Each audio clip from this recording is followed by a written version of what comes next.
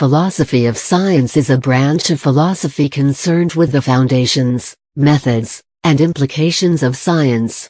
The central questions of this study concern what qualifies as science, the reliability of scientific theories, and the ultimate purpose of science.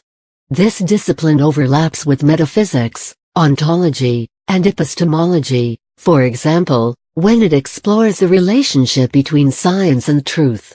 There is no consensus among philosophers about many of the central problems concerned with the philosophy of science, including whether science can reveal the truth about unobservable things and whether scientific reasoning can be justified at all. In addition to these general questions about science as a whole, philosophers of science consider problems that apply to particular sciences, such as biology or physics. Some philosophers of science also use contemporary results in science to reach conclusions about philosophy itself.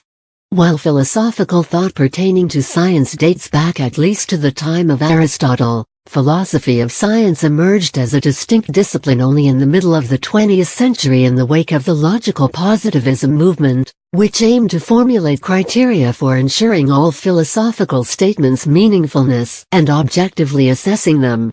Thomas Kuhn's landmark 1962 book The Structure of Scientific Revolutions was also formative, challenging the view of scientific progress as steady, cumulative acquisition of knowledge based on a fixed method of systematic experimentation, and instead arguing that any progress is relative to a paradigm, the set of questions, concepts, and practices that define a scientific discipline in a particular historical period.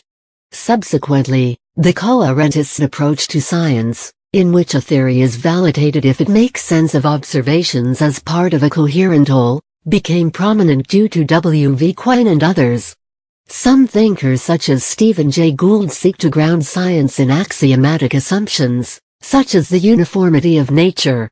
A vocal minority of philosophers, and Paul Feyerabend (1924–1994) in particular, argue that there is no such thing as a scientific method, so all approaches to science should be allowed, including explicitly supernatural ones. Another approach to thinking about science involves studying how knowledge is created from a sociological perspective, an approach represented by scholars like David Bloor and Barry Barnes. Finally, a tradition in continental philosophy approaches science from the perspective of a rigorous analysis of human experience. Philosophies of the particular sciences range from questions about the nature of time raised by Einstein's general relativity, to the implications of economics for public policy. A central theme is whether one scientific discipline can be reduced to the terms of another. That is, can chemistry be reduced to physics? Or can sociology be reduced to individual psychology?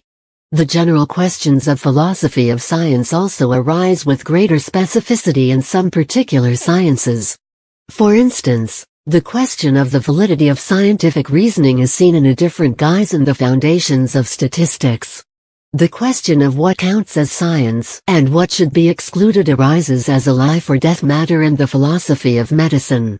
Additionally, the philosophies of biology, of psychology, and of the social sciences explore whether the scientific studies of human nature can achieve objectivity or are inevitably shaped by values and by social relations.